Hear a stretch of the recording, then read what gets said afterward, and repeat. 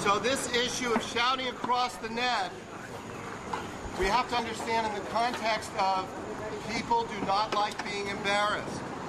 Keep in mind, most of the beginning to advanced beginning players, especially if they're adults, in group lessons, have not played sports, right, in years. Particularly women, but the men also. Key number 5 will sound so basic, you may wonder why it merits any explanation at all.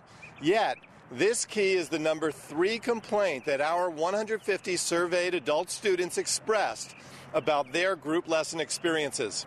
Let's listen in again to the workshop and see if we won't get a deeper understanding of this seemingly simple point. Okay, Yaya, you ready? Here we go. Let's see that forehand. Great shot. Now, I'll bet you're one of those guys that hits in the net a lot, aren't you? You see what I mean? If you use that kind of approach, and I've heard it day in and day out from pros across the country, even in Europe, that you find the mistakes, you point them out in a public setting, right away his defenses are up, he's not comfortable. Okay, now you might be saying, point made, let's move on. But actually, the most important point within this issue has not yet been covered. The question is, why are we as coaches and teachers so critical in the first place? Let's listen into the workshop again to get at least part of this important answer.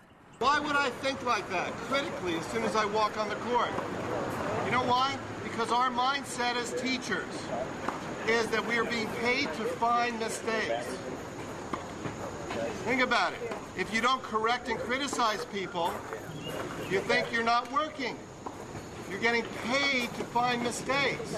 Whereas the mindset better would be to find people doing things right and then in a very private setting, make the adjustments. Now, if you're watching this tape and are still saying that corrections and helpful criticism are sometimes needed, don't worry because you're right. The question is how to make those corrections. How should we make them? What is an option to shouting across the net? Right away his defenses are up, he's not comfortable.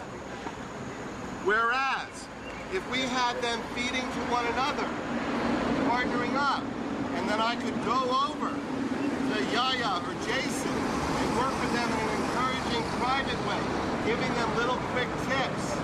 Say, you know, you're doing everything great, except maybe one small thing, and if you do this, it'll really help you get to the next level. That is a whole different perspective, rather than shouting across the net, often criticizing. Even if you say, well, I only criticize half the time. That's a lot.